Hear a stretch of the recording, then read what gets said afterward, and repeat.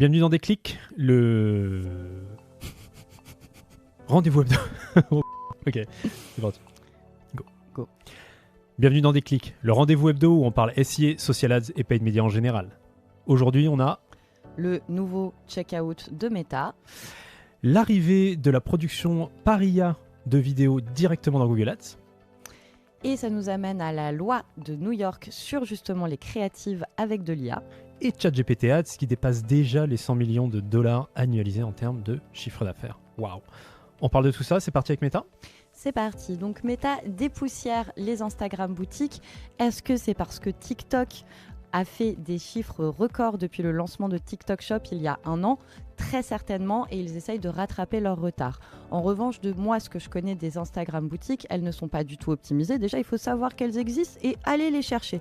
Tandis que sur TikTok, vous êtes directement dans le flux de vidéos avec des produits et en 3 clics, vous pouvez acheter quelque chose. Donc pour le moment, en termes de parcours d'achat, on est sur deux choses qui sont extrêmement différentes.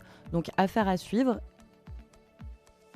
News super intéressante, c'est Human Security, donc ils sont spécialisés dans la cybersécurité, qui nous livre un rapport très intéressant sur le statut du trafic IA, bref des bots, des non-humains, on les appelle comme on veut, des replicants, si vous avez vu Blade Runner, non? Oui, Non. si, bien sûr. Ah, j'espère bien quand même. C'est une classique.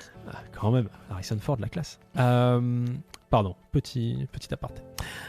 Donc, le trafic des bots qui explose 8 fois plus d'une année sur l'autre selon Human Security, et selon le CEO de Cloudflare, en 2027, il y aura donc plus de trafic IA que de trafic humain.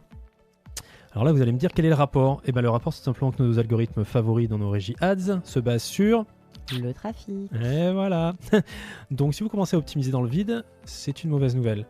Donc qu'est-ce que ça veut dire? Ça veut dire qu'il va falloir être doublement plus attentif à toute votre data. Donc ça veut dire évidemment votre tracking, mais aussi votre import de conversion online, offline, quoi qu'il en soit. Il faudra l'importer correctement. Et évidemment faire très très attention à tous ces micro-signaux pour ne pas vous mettre à optimiser vers tout simplement du vent. Donc toutes vos activités de CRO, vos activités d'import de conversion. Vous devez donc être de plus en plus strict avec tout ça pour vous assurer que vous ne fassiez pas tout simplement damer le pion par l'IA.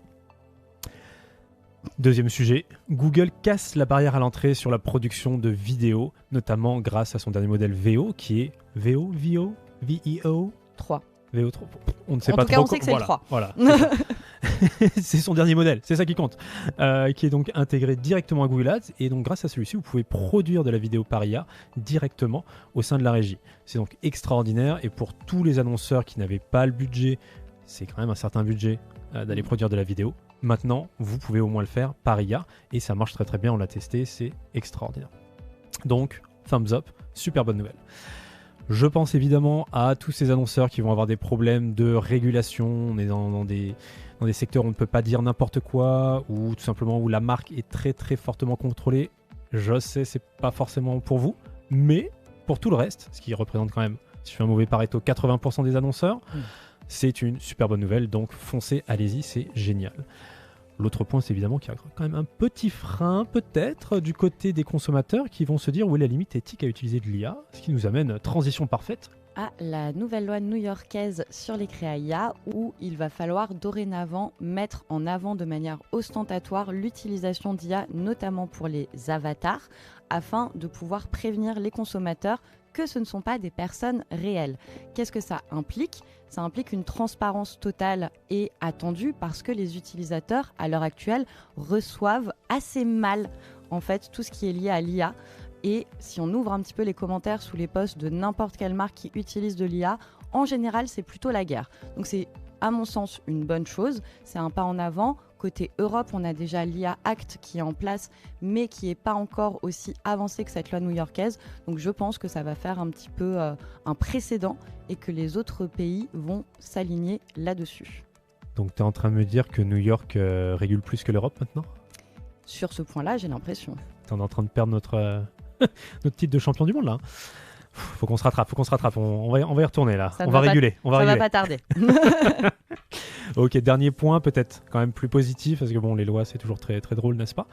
ChatGPT Ads, donc, qui annonce qu'il génère déjà donc, 100 millions de dollars de revenus annualisés, basé donc sur les 6 dernières semaines du pilote. Résultat extraordinaire. 6 semaines, 100 millions, c'est pas mal, hein. C'est pas mal, ouais, ils ont un bon TGM, je pense.